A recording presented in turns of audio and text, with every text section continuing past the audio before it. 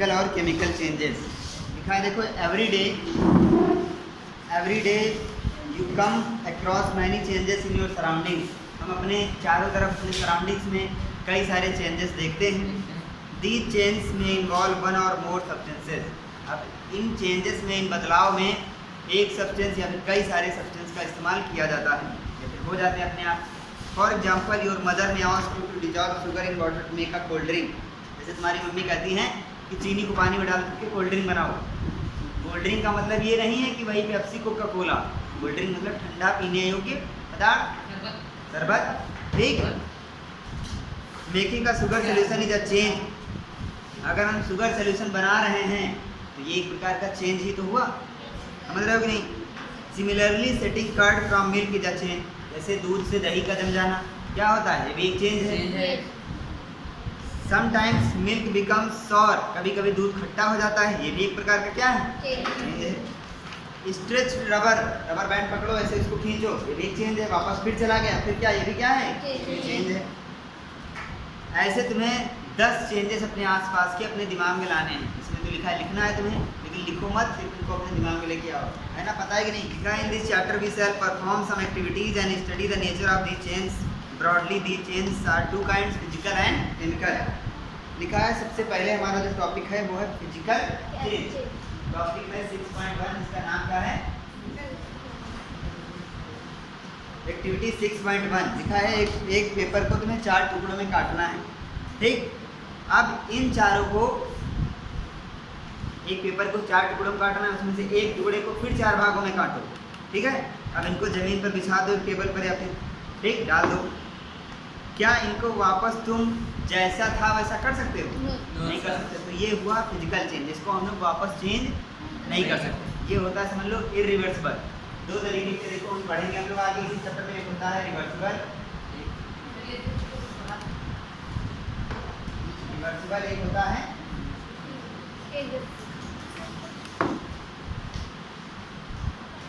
Irreversible, ठीक है।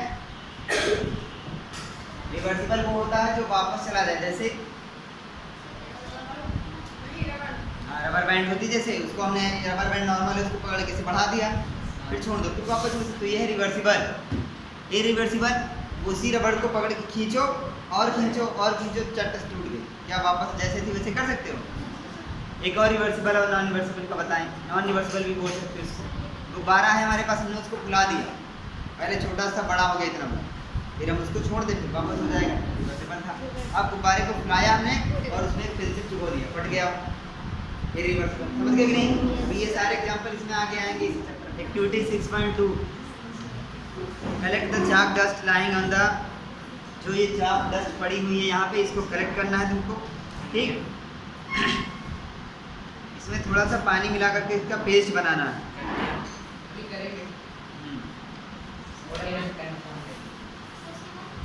उसके बाद इसको जो है सुखा करके ऐसी चौक बनाने का प्रयास करो, एक पत्थर जैसा तो बन जाएगा। हमने इस चौक पे देखो, अभी जैसे यहाँ पे हमने ऐसे से डाला, ठीक। ये चौक का पाउडर नीचे गिर जाएगा, ठीक। इसी चौक के पाउडर को तुम इकट्ठा करो, थोड़ा सा पानी डाल के उसको पेस्ट बना के सुखा लो, तो ऐसी चौक वापस बना सकते हो? नहीं बना सकते। इस शेप की नहीं बना सकते हो, लेकिन कुछ ना कुछ तो बन जाएगा, इस्तेमाल करने योग्य हो जाएगी। हाँ, अभी बनाना, ठीक। अभी रुको, इन्होंने कोई आंसर नहीं दिया। एक्टिविटी 6.3 देखो, लिखा है take some ice in a glass और प्लास्टिक टम्बलर। कुछ आइस लेना है ग्लास में या फिर एक प्लास्टिक के टम्बलर। जानते हो क्या होता है? क्या होता है? बर्तन कोई भी, ठीक। Melt a small portion of ice by placing the tumbler in the sun. अब उसी टम्बलर को धूप में रखो जाके, तो क्या होगा? पिघल जाएगी बर्फ। You have now a mixture of ice and water. अब जब तुमने उसको धूप में रख दिया तो वो एक मिक्सचर किसका हो गया? आइस और वाटर का मिक्सचर हो गया। समझ रहे हो नहीं? मजा नहीं आ रहा? एक बर्तन में हमने बर्फ लिया, आइस, हम उसको ले जाके धूप में रख दें तो वो थोड़ी सी पिघल जाएगी। जब वो नहीं पिघले, पूरी क्यों पिघलने दोगे? बीच में उठा लाओ। हाँ, लिखा है स्मॉल पोर्शन, थोड़ा सा पिघलने दो। ये रख के चले गए तुम घूमने, टीवी देख, रख के वहीं पे खड़े रहो, ऐसे पिघलते हुए देखो उसको। समझ रहे हो नहीं? अब उठा के वापस ले आओ। अब उसमें क्या है, थोड़ी बर्फ है, थोड़ा पानी। Now place the tumbler in a freezing mixture ice plus common salt. अब उसमें तुम क्या करो, कुछ फ्रीजिंग मिक्सचर डालो, यानी कि उसमें थोड़ा सा नमक डालो। सॉल्ट जानते हो कि नहीं? Activity 6.4 boil some water in a container. कुछ पानी को एक कंटेनर में बॉयल करो। Do you see the steam rising from the surface of water? बिल्कुल देखोगे, जब पानी गर्म होगा तो भाप बन के उड़ेगा ही। Hold an inverted pan by its handle over the steam at some distance. एक पैन में पानी लेना है और उसको गर्म करना है, कुछ दूरी पर, उसके कुछ ऊपर दूसरा पैन ऐसे रखना है, तब क्या होगा? सर उसमें भी सर वो गर्म होगा और भाप उसमें भी लगेगी, भाप चिपक जाएगी। और Yes, वो sir. पैन है ठंडा, है ना? Yes sir. तो उस पैन में जब वो भाप टकराएगी तो उसका कंडेंसेशन हो जाएगा। Yes sir. क्या हो जाएगा? कंडेंसेशन। सबको नहीं, क्या हो जाएगा? हाँ, मतलब क्या उसका कि वेपर जो है वापस लिक्विड में कन्वर्ट हो जाएगा। मतलब नहीं, फिर से समझो, एक बर्तन में पानी रखा था, लिक्विड है, ठीक, उसको हमने गर्म किया तो क्या बन गया? वो वेपर बन गया। वेपर बन के ऊपर जा रहा था, हमने ऊपर एक पैन लगा दिया। अब वो पैन ठंडा है, उस ठंडक की वजह से वो वेपर फिर से किस में कन्वर्ट हो गई? लिक्विड में। तो ये क्या हुआ? यानी कि जिसमें था उसी में वापस आ उसी में गया। वापस आ गया। ये रिवर्सिबल हुआ कि नहीं हुआ? बोलो। Yes sir. एक्टिविटी 6.5 में कहा गया है, देखो कुछ पहले एक क्वेश्चन दे दिया है, सावधानी कि आग से दूरी बना के रखें। लिखा है hold a used hacksaw blade with a pair of tong, keep the tip of the free end of flame of a gas stove wait for 3 minutes. Does the colour of the tip of the blade change? ये कौन सी blade है? Hacksaw blade. Hacksaw blade जानते हो? Foreign की नहीं है, भारतीय की होगी। हैक्सॉ ब्लेड इसको बोलते हैं, ठीक। उसको इन्होंने गर्म किया, जब गर्म किया गैस स्टोव के ऊपर ले जाके, क्या उस ब्लेड का कलर चेंज हुआ? Yes sir. यानी कि उनका कहने का मतलब ये है चेंज होगा कि हमने अभी तक लिक्विड को गर्म किया था, लिक्विड को हीट दिया, ठीक है। अब वो कह रहे हैं कि कोई सॉलिड को थोड़ा चीज को करके देखो क्या होता है। एक्टिविटी 6.1 में हमने देखा था पेपर को, ठीक। एक्टिविटी 2 में क्या देखा था और 3 में क्या देखा था? 6.3 और 6.4 में अलग अलग चीज़ों को देख लिया। हमने देखा था कि वाटर जो है वो अपने स्टेट में चेंज हो रहा था, यानी कि सॉलिड से लिक्विड में जा रहा था, गैस से लिक्विड में जा रहा था। समझ रहे हो नहीं? पहले बर्फ थी, सॉलिड थी, वो जब उसको धूप में रखा तो क्या बन गया था? लिक्विड बन गया था। फिर हमने उसको गर्म किया था तो क्या बन गया था? वेपर, गैस बन गई थी। फिर ऊपर जाके उसका कंडेंसेशन हुआ था, फिर वापस लिक्विड बन गई। समझ रहे हो कि नहीं? हैक्सॉ ब्लेड जो है जब उसको गर्म किया था तो उसमें क्या चेंज हुआ था? उसका कलर चेंज हुआ। रेड होता है। कोई चीज को गर्म करोगे तो वही चीज को क्या हो जाएगा? रेड कलर का। लिखा properties such as shape, size, colour and state of substance are called its physical property. अब यहाँ से जरूरी है, लिखा है properties such as shape, shape जानते हो आकार, साइज उसका कैसा बड़ा है कि छोटा है, उसका कलर और उसका स्टेट, यानी कि वो लिक्विड है, गैस है या सॉलिड है, ठीक। ये सब उसकी क्या कहलाती हैं? Physical property. ध्यान दो जरा थोड़ी देर के लिए, अभी हम पढ़ रहे थे फिजिकल चेंज। तो हर जितनी भी चीजें होती हैं उनकी कुछ फिजिकल प्रॉपर्टीज होती हैं। क्या होती हैं? Physical property. यार देखो, फिजिकल प्रॉपर्टी में सबसे पहले बताया हमने शेप, क्या बताया है? शेप। दूसरा बताया साइज साइज। और कलर। कलर और स्टेट, यानी कि वो लिक्विड है कि गैस है कि सॉलिड है। तो ये है उसकी फिजिकल प्रॉपर्टीज किसी भी सब्सटेंस की। अगर इनमें किसी प्रकार का चेंज हो जाए, इन चारों में से किसी एक का कोई बदलाव हो जाए तो उसको हम क्या बोलेंगे? Physical change. क्या बोलेंगे? Physical change. हमारे पास लोहे की चाकू थी, ठीक, हमने उसको गर्म किया तो लाल हो गई, लाल हो गई। फिजिकल चेंज है। फिजिकल चेंज है। थोड़ी देर के बाद ये क्या हो जाएगा? वापस चेंज हो जाएगा। इसको क्या बोलेंगे? Physical change. अगर तुम्हारे पास प्लास्टिक है, ठीक है, प्लास्टिक, Yes, तुमने sir. इसको गर्म किया, प्लास्टिक की बोतल है मान लो, ठीक, तुमने इसको गर्म किया, उसका शेप बदल जाएगा? Physical change. फिजिकल। समझ गए कि नहीं? Yes sir. अभी बहुत कंफ्यूजन होगी इसमें, जब फिजिकल और केमिकल दोनों पढ़ लोगे तो माथा खराब हो जाएगी। देखो भी लिखा है अब physical change is generally reversible. अब यहीं पे ध्यान देने योग्य बात है थोड़ी सी। फिजिकल चेंज क्या है? देखो मैंने बोला चार पीले काले से लिखो। लिखा जनरली,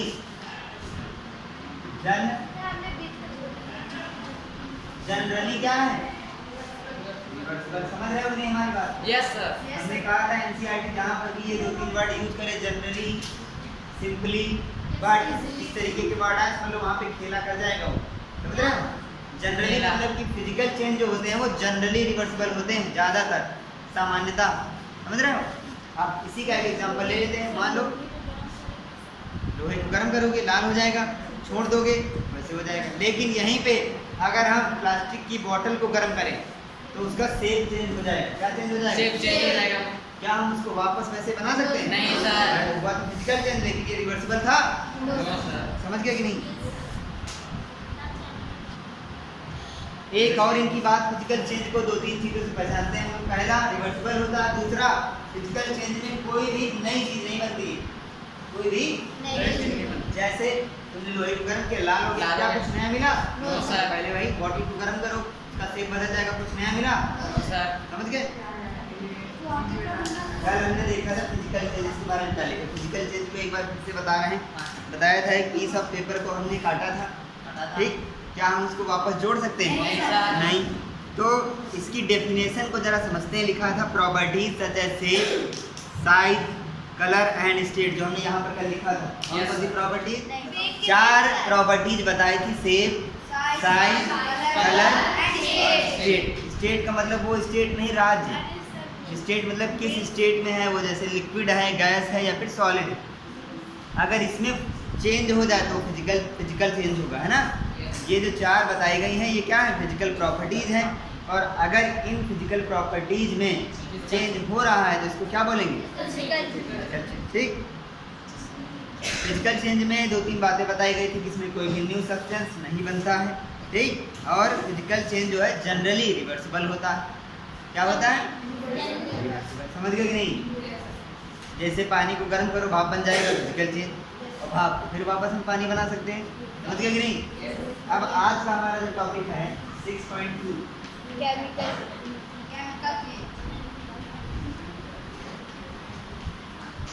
चलो केमिकल चेंज देखिए। लिखा है a change with which you are quite familiar in the rusting of iron. लोहे में जंग लगना सब जानते हैं, है ना? If you leave a piece of iron in the open for some time. अच्छा, एक चीज़ और ज़रा बता रहे हैं।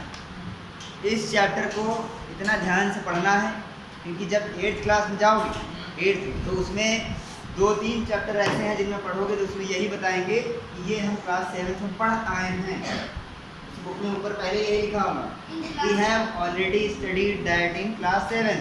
और वो इसके हाँ हम नहीं बताएंगे, क्योंकि हम अभी बता रहे हैं। समझ रहे हो नहीं? जो बच्चे अभी 8th में हैं वो यही परेशान हैं कि ये तो 7th में पढ़े थे। अब दिक्कत उनकी है कि वो भूल गए हैं, तो हमने उनसे कहा है कि दोबारा 7th की बुक उठाओ और ये फिजिकल चेंज और केमिकल चेंज दोबारा पढ़ के आओ। समझ रहे हो? वीडियो दे।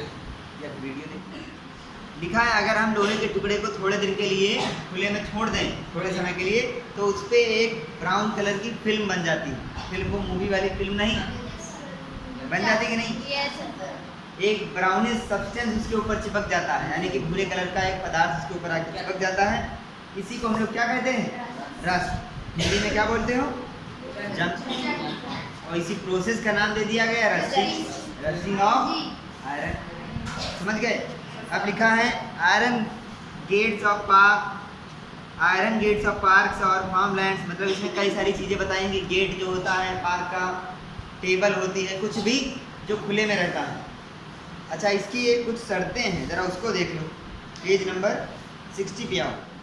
लिखा है किचन में भी हमारे लोहा होता है, बहुत सारा तवा होता है, लेकिन उस पर नहीं जंग लगती है। लेकिन अगर उसको कुछ समय के लिए छोड़ दिया जाए, मान लो तुम लोग ऐसा हो कि कहीं रूम पे रहते हो, वहाँ पे तवा अपना छोड़ के चले आओ, महीने 15 दिन के बाद वापस जाओ तो फिर उसको जंग मिलेगी।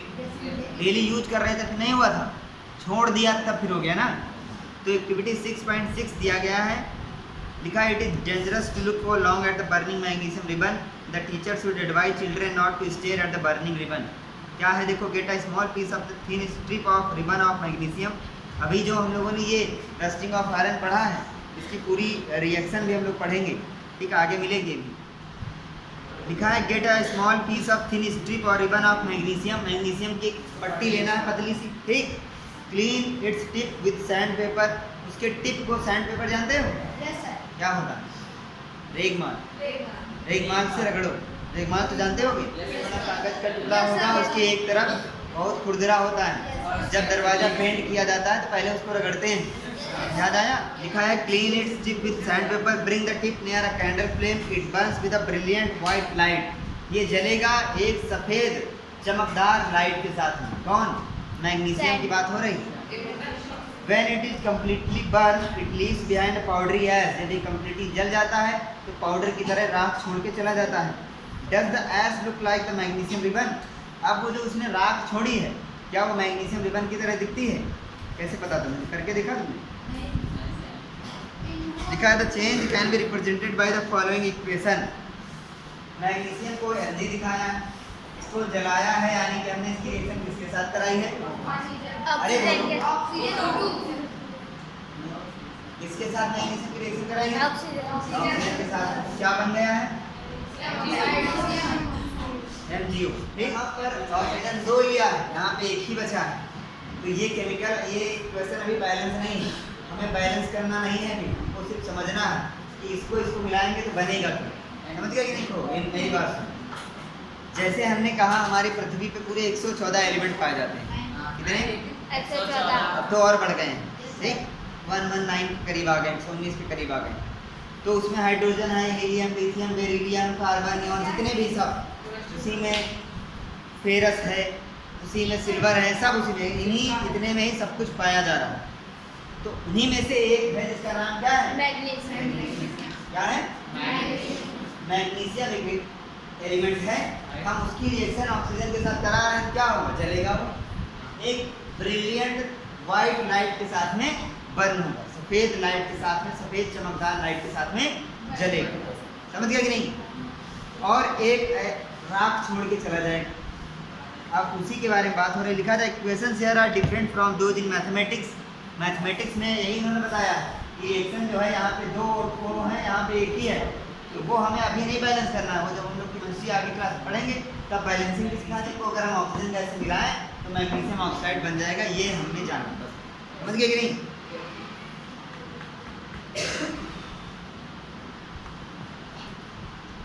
आगे लिखा है collect the ash and mix it with a small amount of water. उस पूरी राख को इकट्ठा करो, उसमें थोड़ा सा पानी मिलाओ, stir the mixture of aqueous solution, उसमें पानी को मिलाकर कायदे से हिलाओ तो ये बन गया एक्वस सॉल्यूशन। इस बात को हमेशा याद रखोगे कि एक्वा मींस क्या होता है?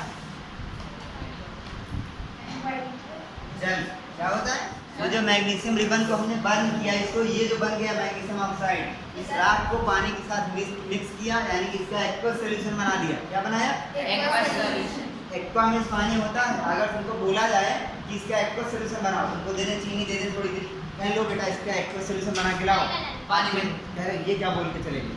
सिंपल सा उसमें पानी मिलाना है। समझ गए कि नहीं? समझ गए। तो मैग्नीशियम को जब बर्न किया, उसकी राख का एक्वस सॉल्यूशन बनाया, उसको हमने रेड लिटमस पेपर और ब्लू लिटमस पेपर के साथ में टेस्ट किया। क्या सर किया? ये एक्सपेरिमेंट करवाइए। टेस्ट किया, ठीक है। अच्छा एक चीज़ और देखो, ये MgO, अब इसको जरा, हमारे पास 2-3 कलर की चॉक थी ना, MgO ये लिखा है, ठीक। इसको हमने आगे अभी क्या कहा, इसको पानी के साथ मिक्स करेंगे। अब देखो यहाँ पे ध्यान देने वाली बात है, इस पूरे को जब हमने पानी के साथ मिक्स किया तो बन जाएगा MgO2, मैग्नीशियम हाइड्रोक्साइड। समझ गए? नया एक सब्सटेंस बन गया। समझ रहे हो नहीं? दिमाग थोड़ा सा लगाना है यहाँ पे। पहले हमारे पास सिर्फ मैग्नीशियम था, उसको जलाया, उसमें पानी मिलाया, बन गया मैग्नीशियम हाइड्रोक्साइड। समझ आया? ये नीचे लिखा है पेज नंबर 60 पे, देखो राइट साइड में नीचे लिखा है, as you already learn in chapter 5 magnesium hydroxide is a base. Chapter 5 में हम लोग पढ़ के आए हैं अभी कि मैग्नीशियम हाइड्रोक्साइड क्या होता है? बेस। हम लोग जब हमने तुम लोगों को दिया था लिटमस, पहले से तुम लोगों ने ऊपर जा करके तो मैग्नीशियम हाइड्रोक्साइड को डाला था, तो उसने रेड को ब्लू कर दिया था। Magnesium oxide is a new substance. जब हमने मैग्नीशियम को बर्न किया था तो मैग्नीशियम ऑक्साइड एक नया सब्सटेंस बन गया था, फिर हमने उसको पानी के साथ मिक्स किया तो एक और नया सब्सटेंस बन गया। तो इससे हमें ये पता चला कि केमिकल चेंजेस में एक नया सब्सटेंस मिल जाता है। समझ आया? अभी आएगा। देखो फिजिकल चेंज हम लोगों ने जब पढ़ा था, क्या पढ़ा था? तो हमने उसमें देखा था कि कोई भी नया सब्सटेंस नहीं बन रहा था, लेकिन केमिकल चेंज में नया सब्सटेंस बनते हुए हम लोगों ने अपनी आंखों से देखा। देखो कैसे, फिर से एक बार बता रहे हैं, जरा ध्यान दो। मैग्नीशियम को बर्न किया, यानी कि उसकी रिएक्शन किसके साथ कराएं? बोलो, अरे बोलो तेज। बन गया मैग्नीशियम ऑक्साइड, एक नया सब्सटेंस मिल गया। ठीक, फिर हमने उसको पानी के साथ मिला करके उसका एक और सॉल्यूशन बनाया, तो बन गया मैग्नीशियम हाइड्रोक्साइड। अब केमिकल चेंजेस की एक कैरेक्टरिस्टिक हमको पहले ही पता चल गई कि इसमें एक नया सब्सटेंस बन जाता है। समझ गए? 56.7 लिखा है, इसको डेमोन्स्ट्रेटेड करना है किसके द्वारा? बता रहे हैं, देखो। Dissolve about a teaspoon of copper sulphate, जिसको बोलते हैं ब्लू विट्रॉल या फिर नीला थोथा। देखो, dissolve about a teaspoonful of copper sulphate, जिसको बोलते हैं ब्लू विट्रॉल या फिर नीला थोथा। इसको एक half a cup of water in a glass tumbler और बीकर, एक ग्लास टम्बलर लेना है शीशे का। हाँ भी करते हैं, चलते हैं थोड़ा। तो उसमें तुम्हें 1 चम्मच भर के कॉपर सल्फेट डालना है। देखते हैं, पहले सुन तो लो पूरा, उसमें क्या क्या चाहिए सारी चीजें देखना है। Few drops of dilute sulphuric acid, एक बीकर में क्या लेना है? 1 चम्मच भर के तुम्हें कॉपर सल्फेट लेना है। उसमें कुछ बूंदे हमें डाइल्यूट सल्फ्यूरिक एसिड के डालना है। You should get a blue coloured solution, उसमें हमको ब्लू कलर का क्या मिल जाएगा? आगे देखो लिखा है, you should get a blue coloured solution, save a small sample of the solution in a test tube or a small glass bottle, drop a nail or a used shaving blade into the remaining solution, wait for a half an hour or so, observe the color of the solution, compare it with the color of the sample solution saved separately। समझ रहे हो इसमें क्या करना है? इस बात को जरा ध्यान समझेंगे। पहले हम फिर से बता रहे हैं, 1 चम्मच भर के कॉपर सल्फेट लेना है एक बीकर में या फिर एक ग्लास में। उसमें कुछ बूंदे डालनी है डाइल्यूट सल्फ्यूरिक एसिड की। ठीक, डाइल्यूट का कंसंट्रेट जानते होंगे, पानी मिला दे तो डाइल्यूट हो जाएगा, कंसंट्रेट मतलब गाढ़ा है। ठीक है, इसके बाद लिखा है जब हम इसको मिला देंगे, किसको किसको मिला देंगे, एक बार फिर से बता रहे हैं। कॉपर सल्फेट में सल्फ्यूरिक एसिड डालेंगे तो ब्लू कलर का हमको मिल जाएगा। ठीक, लिखा है इसका थोड़ा सा सोल्यूशन अलग निकाल लेंगे। अब उसमें हम एक ब्लेड डाल देंगे, ब्लेड जो घर में यूज की जाती है काटने के लिए, डाल दिया, उसको डाल दिया। आधा घंटा लगभग या फिर 1 घंटा लगभग रुकना है। क्या देखोगे? उस सोल्यूशन का कलर ही चेंज हो जाएगा। लिखा है compare it with the colour of the sample solution, जो पहले से जो बना के रखा है उससे, और इसको मैच करेंगे दोनों में। देखो फिगर ही तुम्हारे 6.4 बना हुआ। सबसे अच्छी बात कलर में फोटो दिया है, अगर ये ब्लैक एंड व्हाइट होता कुछ समझ ही नहीं आ रहा होगा। आयरन सल्फेट है, और आयरन सल्फेट कहाँ से आ गया? उस ब्लेड को बाहर निकाल दो, हमें कोई चेंज दिखा? हाँ दिखा, लिखा है the change that you notice are due to reaction between copper sulphate and iron. इसको कह रहे हैं हमें लिखना पड़ेगा। कॉपर सल्फेट में सल्फ्यूरिक एसिड मिला दिया। ठीक, जब ये मिलाया था तो एक सोल्यूशन बन गया था। अब कॉपर सल्फेट में आयरन मिला रहे हैं, जब वो आयरन का नेल डाला है। ठीक, ये हमने पूरा पहले एक ग्लास बना लिया। ठीक, हमने इसमें ब्लेड डाली, किसकी? आयरन की डाली, इसमें डाली, तो आयरन इसके साथ रिएक्शन करेगा, इसके साथ नहीं करेगा। एक्टिविटी 6.7 उस दिन हमने बताया था, इसमें लिखा है कि एक टम्बलर में, एक ग्लास में हमको लेना है कुछ कॉपर सल्फेट। क्या लेना है? कॉपर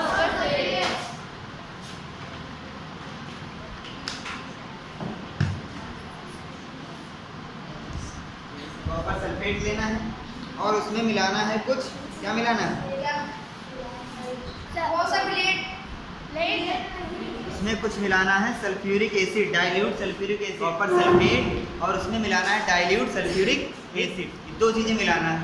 फिर इसके बाद इसमें डालना है तुम्हें आयरन की कोई भी एक चीज़। तो उन्होंने अपनी तरफ से क्या डाला है? ब्लेड। अब ब्लेड डाला है, थोड़ी देर के बाद उन्होंने देखा एक रिएक्शन हुई। उसमें क्या हुआ? कॉपर सल्फेट का जो सोल्यूशन था इसका कलर था ब्लू। ठीक, मेरी बात को जरा समझना है। Copper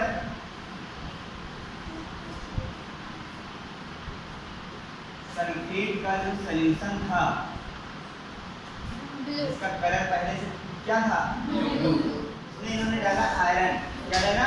iron. उन्होंने कुछ भी डाला हो तो हम लोग ये मानते हैं कि आयरन डाला उन्होंने प्लेट किसकी बनी है? आयरन की। जब आयरन उन्होंने उसमें डाला तब जो बना है वो बना क्या? आयरन का सल्फेट सोल्यूशन बन गया, आयरन सल्फेट सोल्यूशन। और जिसका कलर क्या था अभी? ग्रीन। क्या था? ठीक। इसके अलावा उसमें क्या बन गया? कॉपर बन गया। अभी ये पूरा समझ जाओगे, थोड़ा सा ध्यान दो। कॉपर होता है ब्राउन कलर का होता है जिसका डिपोजिशन होता है। कॉपर एक बीकर में उन्होंने डाला कॉपर और डाला था डाइल्यूट सल्फ्यूरिक एसिड यानी कि H2SO4। ठीक। तो इसको बोलते हैं, इस पूरे को बोलते हैं कॉपर का सल्फेट। ठीक। H2 को अलग करोगे कॉपर और इसको बोलेंगे कॉपर का सल्फेट, इसको H2 अलग हो जाएगा। यानी कि जब तुम कॉपर में डाइल्यूट सल्फ्यूरिक एसिड डाल दोगे तो क्या बन जाएगा? कॉपर का सल्फेट सॉल्यूशन बन जाएगा। पहले कॉपर अकेले था, उसमें उन्होंने क्या डाला? Dilute sulphuric acid. एक्टिविटी 6.7 में लिखा है हमने एक बीकर में कॉपर लिया और उसमें डाइल्यूट सल्फ्यूरिक एसिड डाला, उसमें हमने डाइल्यूट सल्फ्यूरिक एसिड डाला। ठीक है। तो इस पूरे सॉल्यूशन को उन्होंने बोल दिया कॉपर का सल्फेट सॉल्यूशन। ठीक। अब कॉपर के सल्फेट सॉल्यूशन को का कलर क्या था? क्या था? क्या था? हाँ। फिर उसमें आयरन यानी कि अपने तरफ से कोई भी एक लोहा डाल दो, तो उन्होंने आयरन की प्लेट डाल दिया। इतना ये पहले हमने एक रिएक्शन करवाई, कॉपर सल्फेट सॉल्यूशन बनाया जिसका कलर ब्लू था, फिर उसमें एक आयरन कोई भी डाल दो, उन्होंने प्लेट डाली। फिर क्या रिएक्शन हुई? आयरन जो था उसने कॉपर को डिस्प्लेस कर दिया, कॉपर को हटा दिया और खुद सल्फेट सॉल्यूशन के साथ जुड़ गया। तो ये क्या बन गया? आयरन का ने कॉपर को हटा दिया और सल्फेट के साथ में खुद जुड़ गया, तो कॉपर का आयरन का सल्फेट सॉल्यूशन बन गया जिसका कलर क्या था? ग्रीन। और जो ये कॉपर था वो अलग हो गया, देखो कॉपर अलग हो गया, जिसका डिपोजिशन हो गया कहीं नहीं चला गया, वो उसी में डिपॉजिट हो गया, ब्राउन डिपोजिशन यानी कि उसकी जो है बारूद टाइप में बन गया, नीचे जो है राख की तरह बैठ गया या फिर कहीं पे चिपक गया। डिपॉजिट लिखा है, अरे सुनो बहुत आसान, पहले इसको ऐसे समझ लो। लिखा है take a teaspoonful of vinegar, एक चम्मच भर के विनेगर लेना। क्या लेना है? एक का नाम यहाँ पे लिखते जा रहे हैं ताकि तुम्हें ऐसा लगे कि हमारे सामने ही सब हो रहा। विनेगर का नाम होता है एसिटिक एसिड। क्या होता है? विनेगर को कहते हैं एसिटिक एसिड। एक चम्मच भर के ये लेना है और उसमें कुछ पिंच करके एक चुटकी भर क्या डालना है? Baking soda. बेकिंग सोडा का फॉर्मूला भी देखो उन्होंने नाम बता दिया, फॉर्मूला नहीं बताया तो उसका कोई काम नहीं है। बेकिंग सोडा चुप रहो, इसमें मत बोलो। सोडियम हाइड्रोजन कार्बोनेट या ऑक्साइड है? कार्बोनेट। Sodium hydrogen carbonate. ठीक। अब उन्होंने जब इतना काम किया, अब ये हमने मान लो इधर देखो, हमने एक टेस्ट ट्यूब लिया है ये। ठीक। इस टेस्ट ट्यूब में हमने विनेगर डाला, सिरका यहाँ पे भर दिया पूरा। ठीक है, देख रहे हो सब लोग? इसमें हमने यहाँ पे सिरका भर दिया। ठीक है। अब इसमें हमने चुटकी भर बेकिंग सोडा डाला, ये भर सोडियम हाइड्रोजन कार्बोनेट। उसमें क्या है? इसमें विनेगर। पहले ये एक चम्मच विनेगर डाला, फिर उसमें चुटकी भर के बेकिंग सोडा डाला, जैसे डाला वैसे करके उसमें से गैस निकली। क्या निकली? उस गैस का नाम था कार्बन डाइऑक्साइड। क्या नाम था? जब हमने ये काम किया तो हमको गैस मिली, उस गैस का क्या नाम था?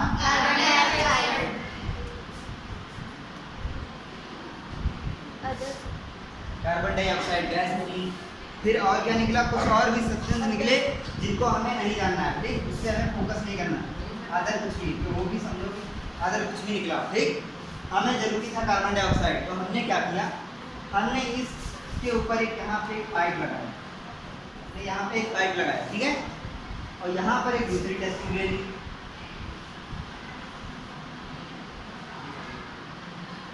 यहाँ पर एक दूसरी टेस्ट ट्यूब ले ली। देखो तुम्हारे बुक में ही फिगर बना हुआ है, पेज नंबर 62 को खोलो, फिगर 6.5।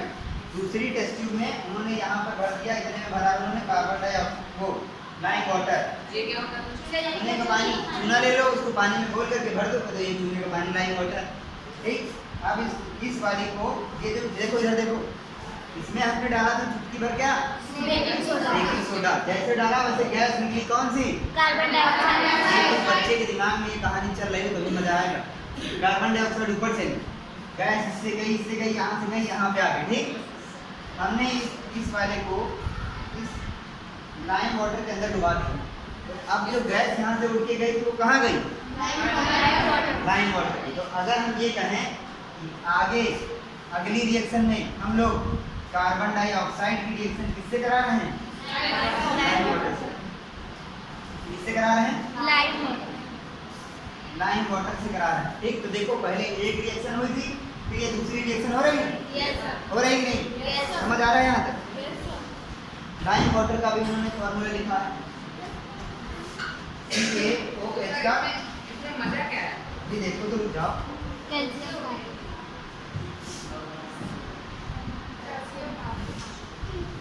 जैसे ही ये गया इसमें, इधर देखो हमने पहले ये बनाया, विनेगर को डाला, उसमें डाला बेकिंग सोडा, कार्बन डाइऑक्साइड बन गई। हमने उसको निकाल करके इसमें डाला, इसमें लाइम वाटर में जैसे डाला यहाँ पर, तो बना क्या, जब इतनी रिएक्शन हो जाएगी तो बनेगा क्या, वो यहाँ पे जरूरी है। फिर हमारा जो लास्ट में क्या बनेगा, कैल्शियम का कार्बोनेट। देख के ना देख के बताएंगे, पहले बिना देखे पता होगा तो स्कूल का याद है। कैल्शियम का कार्बोनेट बन गया, और क्या बन गया, वाटर। समझ गए, फिर से एक बार जरा समझेंगे हम। आप क्या समझेंगे? हाँ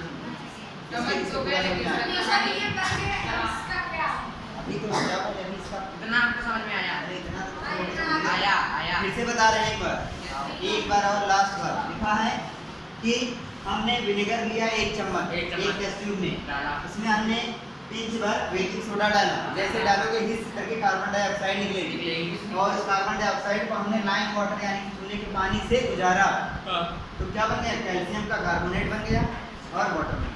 अब इसका क्या, यही तो है ना, लिखा है व्हेन कार्बन डाइऑक्साइड, लिखा है जब इतने होता है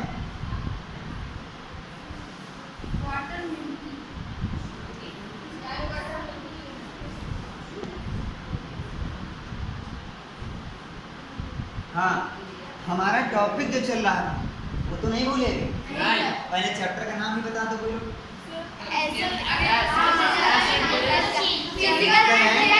फिजिकल चेंज तो हमने पढ़ लिया, आप केमिकल चेंज करें। फिजिकल चेंज तो हमने पढ़ लिया। केमिकल चेंज में हमने पहला पढ़ा, अभी जो थोड़ी देर पहले हमने पढ़ा था, जब एक बीकर में डाला था ब्लेड, आयरन को डाला था तो उसने कॉपर को हटा करके आयरन का सल्फेट सोल्यूशन बना लिया था। क्या हम अब दूसरा मतलब कि देखो केमिकल चेंज की एक खास बात होती है कि इसमें एक न्यू सब्सटेंस बन जाता है। जब हमने कॉपर से किसके सोल्यूशन में डाला था आयरन को, कॉपर सल्फेट सोल्यूशन में आयरन को डाला था तो कॉपर हट करके आयरन का सोल्यूशन बन गया, यानी कि एक नया सब्सटेंस हमको मिल गया था। ठीक, फिजिकल चेंज में ऐसा कुछ नहीं हो रहा था, कागज को काटा था हम लोगों ने, कुछ नया बना था, इसमें एक नया सब्सटेंस बन गया। फिर इसमें देखो इस बारे में इतना सब कुछ मिलाया और लास्ट में हमको देखो सबसे अलग चीज मिली, कैल्शियम कार्बोनेट। पहले हमने कहीं पर भी कैल्शियम का कार्बोनेट नाम लिया, नया सब्सटेंस मिला। 2 बार चेक किया हमने, विनेगर को बेकिंग सोडा से मिलाया, कार्बन डाइऑक्साइड एक नया सब्सटेंस मिला, फिर उसको भी निकाला था, फिर एक नया सब्सटेंस मिला कि नहीं मिला। ये कौन सा चेंज होता है, बोलो। पेज नंबर 62 के राइट पैराग्राफ के ऊपर से देखो बोल्ड कलर से लिखा हुआ है, a change in which one or more new substances are formed is called chemical change. ऐसा चेंज, ऐसा परिवर्तन जिसमें एक केमिकल रिएक्शन के दौरान एक या एक से ज्यादा नए सब्सटेंस बन जाए, उसको क्या बोलेंगे, केमिकल चेंज।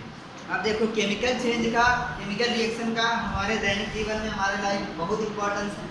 क्या है, हम लोग दवाई जो खाते हैं ज़्यादातर इससे बनती है। जो भी हम लोग के पास मेटल्स हैं यार, जैसे तुम अपने चारों तरफ देखो, तुमको इतना लोहा दिखेगा, है कि नहीं।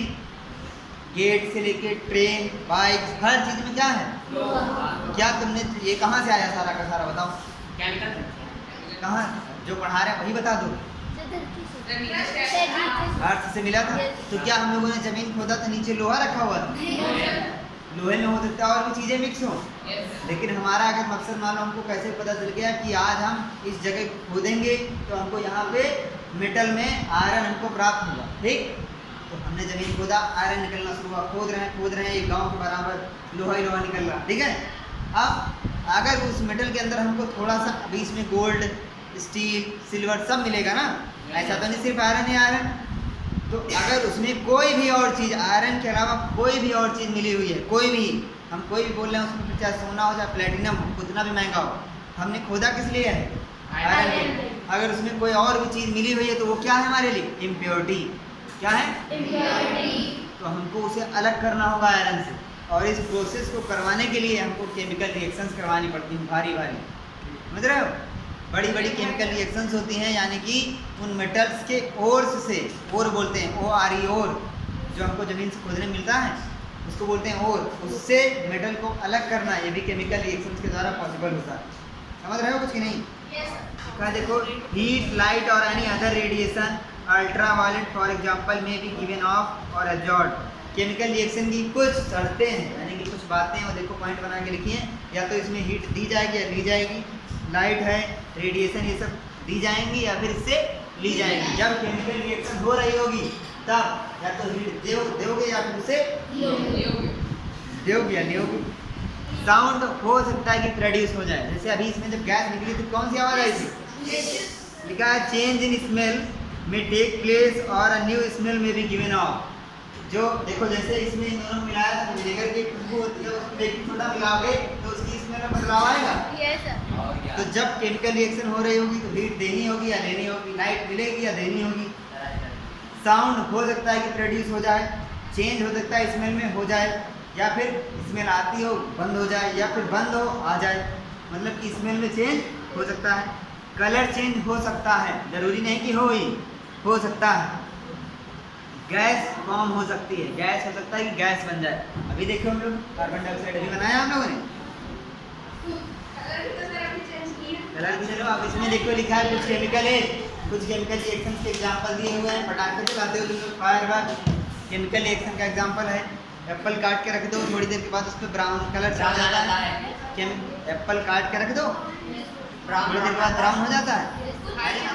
हाँ, लास्ट पॉइंट देखो इसमें 63 पेज नंबर पे लेफ्ट पैराग्राफ में ब्लू बॉक्स के ऊपर वाला, in chapter 5 you neutralise an acid with a base in neutralisation a chemical change. बताओ, चैप्टर 5 में हम लोगों ने न्यूट्रलाइजेशन पढ़ा था, उसमें हमने एसिड को बेस के साथ रिएक्ट करवाया था। तो क्या वो केमिकल रिएक्शन थी? बिल्कुल था। हाँ, शुरू करते हैं। पहले देखो लिखा है पेज नंबर 63 पे, rusting of iron. Opening of iron के पहले एक दिया हुआ है प्रोटेक्टिव शील्ड, पेज नंबर 63 लिखा है, you must have heard the ozone layer in our atmosphere. सबने ओजोन लेयर के बारे में सुना होगा पहले से। It protects us from the harmful ultraviolet rays, या रेडिएशन बोल दो उसको, विच कम फ्रॉम द सन। जो नुकसानदायक अल्ट्रा वायलेट रेज आती हैं सन से, हम तक पहुंच रही हैं, उनसे कौन बचाता है हमको? Ozone layer. Ozone absorbs this radiation and breaks down to oxygen. देखो, अगर कोई ऐसी चीज़ हमको मिल जाए कि उससे फ्री में ऑक्सीजन बन रही है, तो सोचो कितनी मज़ेदार बात है। तो जो हमारी ओजोन लेयर है वो क्या करती है? अल्ट्रा वायलेट रेज जो आ रही हैं उनको लेती, एब्जॉर्ब करती है और ऑक्सीजन में कन्वर्ट कर रही है। यानी कि एक प्रकार से देखा जाए तो हमारे लिए वो जीवन उपयोगी चीज़ बन रही है। जो ओजोन लेयर है वो हमको किससे बचाता है? अल्ट्रा वायलेट रेज, है ना। ये क्या करता है? ओजोन एब्जॉर्ब करता है रेडिएशन को और ऑक्सीजन में कन्वर्ट कर देता है। Oxygen is different from ozone. Oxygen क्या होता है जरा देखो, इसको बोलते हैं ऑक्सीजन और इसको बोलते हैं ओजोन। ठीक है भाई, ओजोन।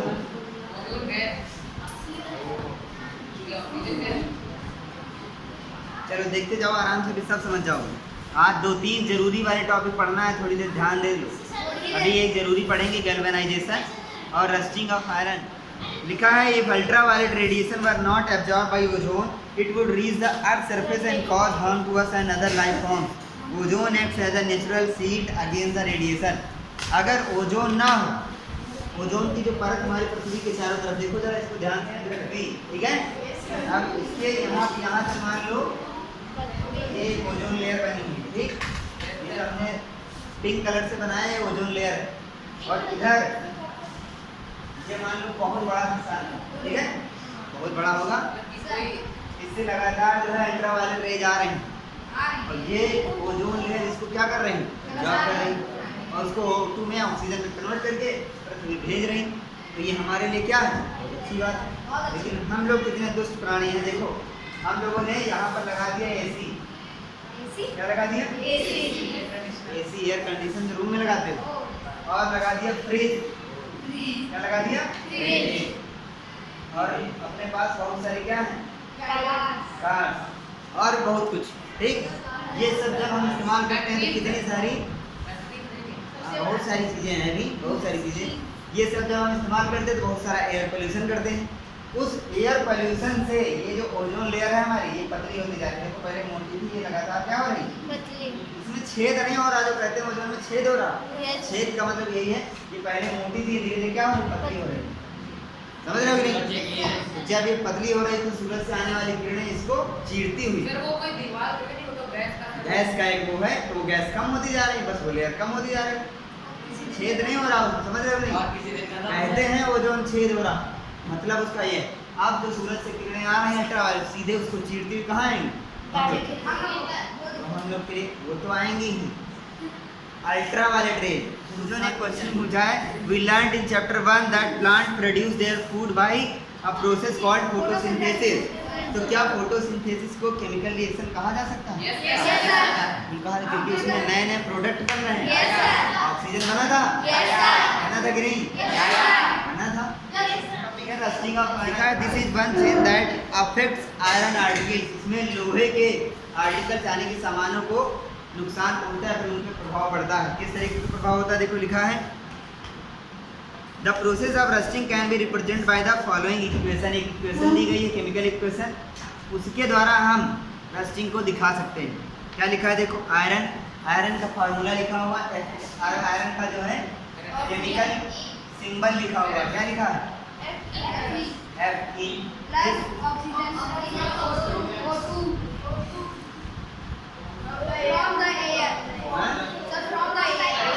O2 और कहाँ से मिलेगी, एयर से ही मिलेगी, प्लस वाटर। अभी देखो एक मिनट ध्यान देना, वाटर का होता है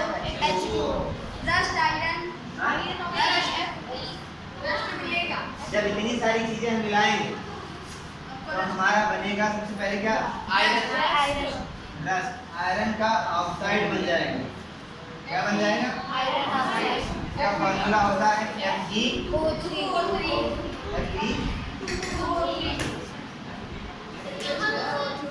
अगर हमारे पास कोई एक लोहे का सामान कोई भी, उसको ऑक्सीजन गैस तो हवा से मिल जाएगा, हमने लिख दिया, ठीक है। अगर हमारे पास एक लोहा है कोई भी, उसको ऑक्सीजन तो हवा से मिल जाएगा, और अगर उसको हम भिगा दें, उसको हम वाटर कहीं से भी दे दें, वो चाहे उसी ऑक्सीजन के साथ, उसी एयर के साथ नमी हो, या फिर वो कहीं से भी उसको मिलना हो, तो वो रिएक्शन हो जाएगी, एक केमिकल रिएक्शन होगी, उसमें बनेगा फेरस का ऑक्साइड यानी कि लोहे का ऑक्साइड बन जाएगा। इसी को हम दूसरा नाम देते हैं क्या, रस्ट। कहा इन्होंने रस्टिंग के लिए यानी कि लोहे में जंग लगने के लिए वाटर वेपर का और ऑक्सीजन का दोनों का होना क्या है, आवश्यक। हवा में पानी की मात्रा बढ़ जाए, नमी बढ़ जाए, देखो लोहा अगर हमने यहाँ पे रख दिया, आग ला करके लोहे का कुछ भी हमने रख दिया, इधर देखो जरा, यहाँ पे रख दिया, तो हवा में उसको ऑक्सीजन तो मिलती रहेगी, बस हमको क्या देना है, वाटर या वाटर वेपर। तो अगर इस कमरे में नमी बढ़ जाए लगातार तो क्या होगा, जंग उतनी तेजी से लगेगी। इसका मतलब ये है कि जो लोहे का सामान दिन में एक बार धूप में जाता होगा, उस पर जंग लगने के चांसेस कम है कि नहीं, क्योंकि वो धूप में जा रहा हो, गर्म हो जाता होगा, वहाँ पे वाटर नहीं पाया जाता, उसका फार्मूला है, ठीक। ये क्वेश्चन में आएगा। अच्छा, अब एक क्वेश्चन बच्चों से जो बहुत बुद्धिमान है, अगर हमको किसी लोहे के आर्टिकल को, आर्टिकल मतलब क्या होता है जानते हो, सामान, कोई भी वस्तु, अगर हमको किसी भी वस्तु को जंग लगने से, रस्टिंग से बचाना है, तो बताएंगे महिमा क्या करना होगा। मान लो तुम्हारे कमरे में एक टेबल रखी हुई है, ठीक, उस पर तुम्हारा कंप्यूटर रखा हुआ, किताबें रखी हुई, ये सुन लो पहले, इसमें नीचे उसके पाए में जंग लग रही, तो तुम वो सब उठा के धूप में रखने जाओ। लोहे में जंग लगने के लिए दो चीज़ें चाहिए, एक ऑक्सीजन और एक वाटर। क्या चाहिए, इन दोनों में से एक चीज उसको ना दो, बताओ, कह दो कि फेरस को यानी कि आयरन को हमें ऑक्सीजन ना दें, या फिर हम उसको क्या दें। हाँ देखो, अब कुछ चीज़ें इसमें कुछ नॉर्मल दैनिक जीवन के तरीके लिखे हुए हैं कि आयरन के आर्टिकल्स को अगर हमें रस्टिंग से बचाना है तो क्या करेंगे, उनको पेंट कर दो या फिर उसके ऊपर ग्रीस लगा दो, ठीक। और इसके अलावा होता है एक और तरीका जो अभी हम लोग बहुत कायदे से पढ़ेंगे इस क्लास में भी और 8th में भी। किसी भी मेटल के ऊपर किसी दूसरे मेटल को चढ़ा देना है। हमने देखा होगा मम्मी कहती होंगी कि ये ओरिजिनल सोने का नहीं है, इसके ऊपर सोने का पानी चढ़ा है, नहीं हो। तो वैसे ही अगर हमको लोहे पे यानी कि आयरन पे अगर हम सोने का पानी चढ़ा दें, फिर इतना महंगा तुम्हारा लोहा हो जाएगा। अगर हमको किसी लोहे को बचाना है रस्टिंग से तो उसके ऊपर दूसरे मेटल की क्या कर दें, एक लेयर चढ़ा दें। लिखा है मेटल कौन सा, क्रोमियम या फिर जिंक को आयरन के ऊपर चढ़ा देना है। अब इसी प्रोसेस को क्या लिखा है, पेज नंबर 764 खोलो। लिखा है this process of depositing a layer of zinc on iron is called galvanisation. क्या बोलते हैं, देखो गैल्वेनाइजेशन जो है एक संबंध रखता है रस्टिंग ऑफ आयरन से, समझ रहे हो कि नहीं। यानी कि किसी मेटल के ऊपर अगर हम जिंक का मेटल चढ़ा दें, उसकी लेयर चढ़ा दें तो इसको क्या बोलेंगे, गैल्वेनाइजेशन। जो पानी हमारे घरों में पाइप लेके जाते हैं इसमें लगातार पानी चलता है, सोचो गैल्वेनाइजेशन वो होता है अगर हम आयरन के ऊपर जिंक की लेयर चढ़ा दें, आयरन के ऊपर जिंक की लेयर चढ़ा दें, जिंक एक मेटल है ऊपर तुमको मिलेगा ना। अगर हम मेटल के ऊपर यानी कि आयरन के ऊपर जिंक की लेयर चढ़ा दें तो उस पर क्या होगा, रस्ट नहीं लगेगा। और इसी प्रोसेस को बोलते हैं लेयर को चढ़ाना, गैल्वेनाइजेशन। अब जो आयरन पाइप हम लोग घर में यूज करते हैं पानी के लिए, पहले करते थे, अब तो प्लास्टिक के आने लगे हैं। अब तो नल जो डाला जाता है उसमें भी प्लास्टिक के डालते हैं, देखे हो कि नहीं, हम कुछ नहीं देखे।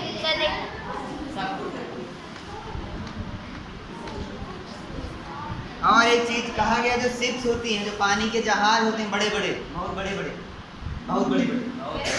वो हमेशा पानी में चलते हैं और उनके नीचे का हिस्सा हमेशा पानी से टच में रहता है और हवा तो है ना, फिर भी उनमें जंग नहीं लग रही, क्यों, जिंक चढ़ा, कोई लेयर चढ़ी होगी।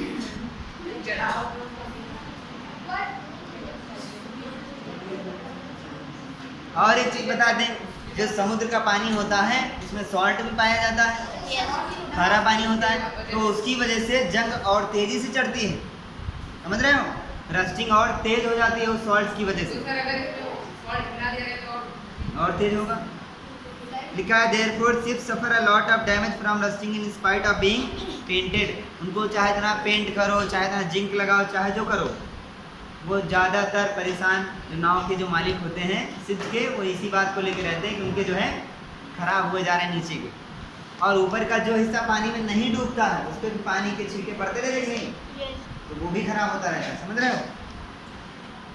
एक ब्लू बॉक्स के अंदर एक बात लिखी है, stainless steel is made by mixing iron with carbon and metals like chromium, निकल and manganese, it does not rust. हमारे घर में जो थाली होती है, जो खाना भोजन जिसमें करते हैं, जैसे ये बॉटल है अभी, ये आयरन और उसमें कार्बन मिक्स किया गया है, क्रोमियम मिक्स किया गया है, निकल मिक्स किया गया है और मैंगनीज मिक्स किया गया है। इतनी चीज़ें मिला करके क्या बना है, स्टेनलेस स्टील। अगला टॉपिक है हमारा क्रिस्टलाइजेशन। अब क्रिस्टलाइजेशन देखो क्या लिखा है, large crystals of pure substance can be formed from their solutions. अगर किसी चीज़ के किसी भी सॉल्यूशन के क्रिस्टल बना दिए जाएं, इसी को क्या बोलते हैं, क्रिस्टलाइजेशन। इसका एक एक्टिविटी करेंगे, समझ जाएंगे, अभी समझ जाओ, रुक जाओ। The process is called crystallisation, it is an example of physical change. दो बातें याद रखो, क्रिस्टल से क्रिस्टल को बनाना क्रिस्टलाइजेशन, फिजिकल चेंज होता है। अब इसकी एक एक्टिविटी देखो, लिखा है डाइल्यूट सल्फ्यूरिक एसिड लेना है, क्रिस्टलाइजेशन बना। अभी इनको समझ जाओगे सब। ये एक्टिविटी देखो, लिखा है cup full of water in a beaker and add a few drop of dilute sulphuric acid. एक कप भर के लेना है तुम्हें वाटर, उसमें कुछ बूंदे किसकी डालनी है, डाइल्यूट सल्फ्यूरिक एसिड। हाँ तो डाइल्यूट है, फिर उसको और करना है, पानी में डालना है 2-3 बूंदे। अब उस वाटर को क्या करना है, हीट, गर्म करोगे, When it starts boiling and copper sulfate powder, add copper sulfate powder slowly while stirring continuously. देखो एक कप लेना है, इसमें यहाँ तक पानी भरना है, ठीक? इसमें 2-3 बूंदें किसकी डालनी है? फिर इसको नीचे से हीट करो, ठीक? और इसमें लगातार कॉपर सल्फेट डालते जाओ, कॉपर सल्फेट डालते जाओ इसमें और इसको चलाते जाओ, फिर डालो फिर चलाओ, गर्म नीचे से हो ही रहा, खोया जैसे बनाते हो तब तक मिलाते जाओ जब तक ऐसा लगे कि अब इसमें और नहीं मिल पाएगा। अब उस सोल्यूशन को फिल्टर कर लो, छान लो उसको। अलाउ इट टू कूल, छानने के बाद उसको ठंडा होने दो। Do not disturb the solution when it is cooling. Look at the solution after some time, can you see the crystals of copper sulphate. थोड़ी देर तक उसको कुछ मत करो, ठंडा हो जाने दो, फिर तुम्हें उसमें क्रिस्टल दिखेंगे। क्रिस्टल क्या होते हैं? परत जैसे। अरे जैसे तुम लोग वो होली में ग्रीन वाला बोलाते हो अमीर, उसमें अंदर देखो शीशे जैसे नहीं पड़े होते हैं, वो क्रिस्टल्स होते हैं। समझ गया कि नहीं? वही नहीं समझे तुम? बस ठीक। अब वही यही तो समझो। इधर देखो, हमने बनाया वाटर था हमारे पास, उसमें हमने डाइल्यूट सल्फ्यूरिक एसिड डाला था, गर्म किया था, जब उसमें कॉपर सल्फेट डाला नॉर्मल पाउडर और उसको देर तक चलाया तो उसके क्या बन गए? क्रिस्टल। क्या बन गए? यही प्रोसेस क्या कहलाती है? समझ लो। रुको, इस चैप्टर में हमने देखा फिजिकल और केमिकल चेंजेस के बारे में, ठीक?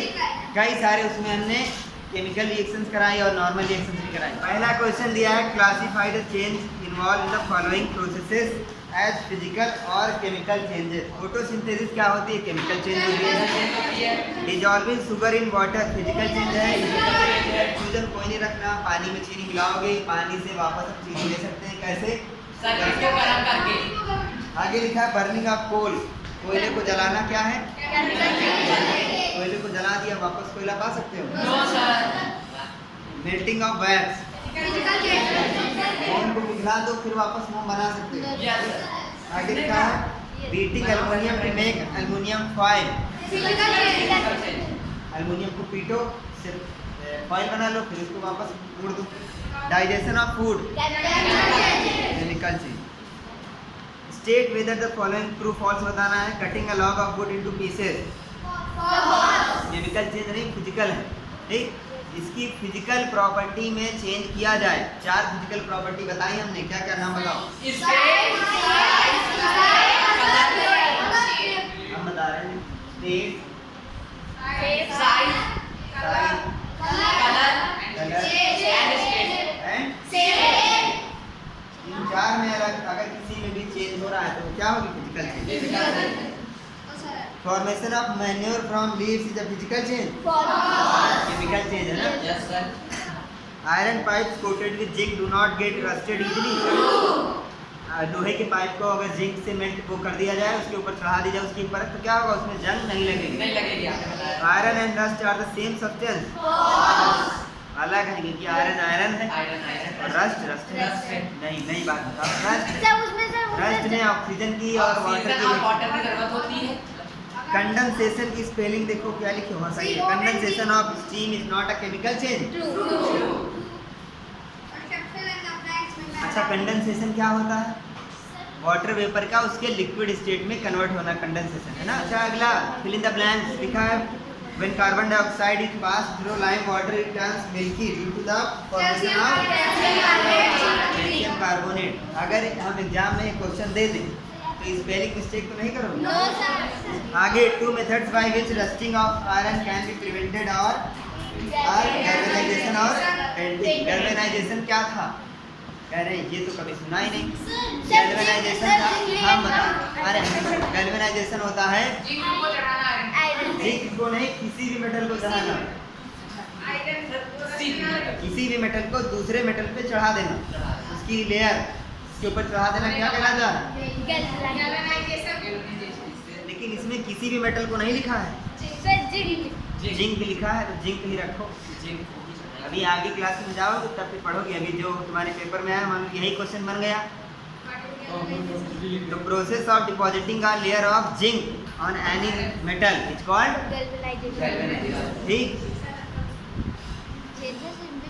Change in which only physical properties of substance change is called physical change. Physical change. Chemical change इसके बाद हो जाएगा। अब अगला क्वेश्चन नंबर 4 लिखा है when baking soda is mixed with lemon juice bubbles are formed with the evolution of a gas, what type of change it is? ये कौन सा चेंज होगा बताओ? केमिकल रिएक्शन हो रही तो केमिकल चेंज ही बोलेंगे इसको। जो हमने ये 4 यहाँ पे लिख रखे हैं इनमें से किसी में बदलाव हो रहा है? नहीं, एक गैस निकल रही, कुछ केमिकल रिएक्शन हो रही, तो इसीलिए क्या होगा? Chemical change. क्वेश्चन नंबर 5 देखो, when a candle burns both physical and chemical change take place, identify the change. Candle के बारे में हम लोगों ने पढ़ा ही था। अभी 8th क्लास में जाओगे तो कैंडल जला करके उसके अलग अलग पार्ट देखोगे। कैंडल में कौन से पार्ट में जब जलती है कैंडल उसमें कौन से पार्ट में ज़्यादा गर्मी होती है, कौन से पार्ट में कम गर्मी। मतलब मान लो ये तुम्हारी कैंडल है और ये जल रही है, ऊपर पर जल रही, तो इसका सबसे ऊपरी वाला हिस्सा ज़्यादा गर्म होगा, नीचे वाला कम गर्म होगा। ये सब आपको पता है, लेकिन अभी इसमें जब 8th में पहुँचोगे इसमें नई बात जानोगे। फिजिकल चेंज हुआ है जब कैंडल को बर्न करते हैं तो इसकी मेल्टिंग, और केमिकल चेंज में होता है बर्निंग ऑफ वैक्स। मेल्टिंग और बर्निंग दो अलग अलग चीज़ें हो रही हैं। मेल्टिंग में पिघल रही वहीं पे ले जा रही, और बर्निंग में जल करके ऊपर जा रही। जब हम लोग खाना खाते हैं उसमें भी दोनों होता है, फिजिकल और केमिकल। फिजिकल में क्या होता है, उसको चबाते हैं मुंह में अपने रख करके। एक समूची रोटी थी उसको हमने तोड़ करके छोटे छोटे टुकड़ों में बनाया। और केमिकल में क्या होता है, वो अंदर पेट में गया और उसको एसिड से रिएक्शन हुई और सारे डाइजेस्टिव जूसेस मिले तो नई चीजें बनी। ठीक,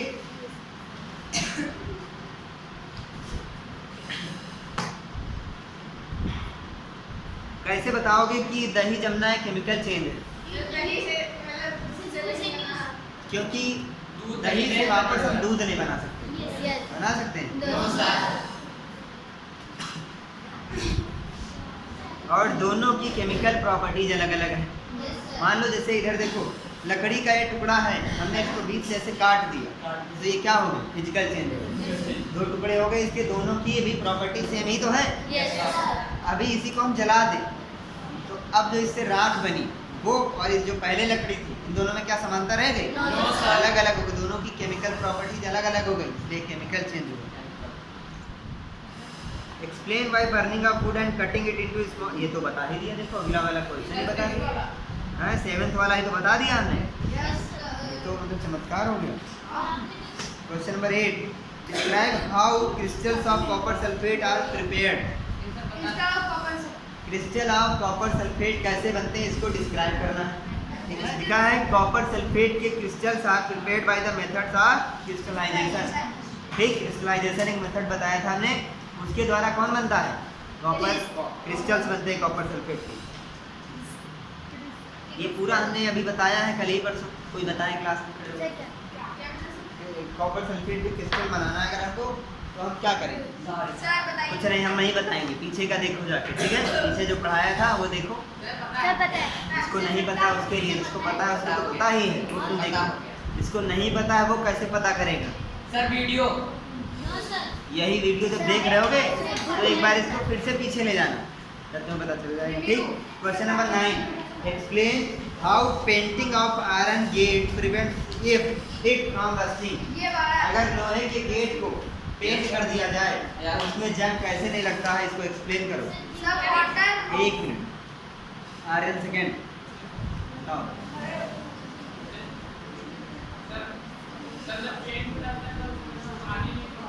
पानी अगर पेंट हो जाता है तो उसमें पानी नहीं पड़ता है, ऐसा कैसे बता दूं? आयरन को ऑक्सीजन और वाटर नहीं मिलेगा, इस वजह से क्या हो? रस्ट नहीं लगेगी, उसकी केमिकल रिएक्शन नहीं हो पाएगी। जो केमिकल रिएक्शन हम लोगों ने पढ़ी थी, क्या कौन सी केमिकल रिएक्शन पढ़ी थी? रस्ट बनने की, रस्टिंग ऑफ आयरन, वो हो ही नहीं पाएगी जब ये दोनों उसको नहीं मिलेंगी। तो इस वजह से क्या होगा? नहीं लगेगी रस्ट, इस वजह से कुछ नहीं होगा। समझ गया कि नहीं? बस खत्म किया और है। Question number 10, anaerobic bacteria digest animal waste and produce biogas. The biogas is then burnt and fuel change the following statement. अच्छा पहले 12th देख लो, 12th बुक में जो 12th नंबर दिया हुआ है, केमिकल और ये सब बताना है, यानी कि कौन सा केमिकल है और कौन सा फिजिकल है ना। एक एनारोबिक बैक्टीरिया है, वो बायोगैस बना रहा है, फ्यूल उससे बना रहा है, किससे? एनिमल वेस्ट से। और फिर उस बायोगैस को जलाया जा रहा है, सब केमिकल चेंज है, ये सारे के सारे केमिकल चेंज ही तो Yes, है। sir. तो इसमें सब में लिख दो केमिकल चेंज, बस ऑप्शन में वही तो सही दिया होगा, वही दिया है देखो।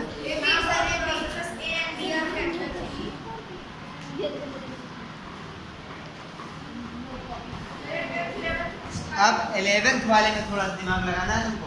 उसमें क्या करना है, उसमें कहा है सिलेंडर के अंदर लिक्विड में होता है, बाहर निकलती गैस हो जाती, फिर जल जाती, दूसरा बन जाता है ना। समझ रहे हो नहीं, बुक में दिया हुआ ये तुमको बताना, ये खुद करना, अगर ना हो पाए तो हमको बताना। समझ बता ही रही है। कोस्टल एरिया यानी कि तटीय एरिया में लोहे के सामानों में जंग लगना तेज हो जाता है, क्यों? क्योंकि वहाँ पे पानी ज़्यादा है, पानी ज़्यादा है वहाँ पे एयर में नमी ज़्यादा है ना। बस जल्दी हो आपने गया। बताया।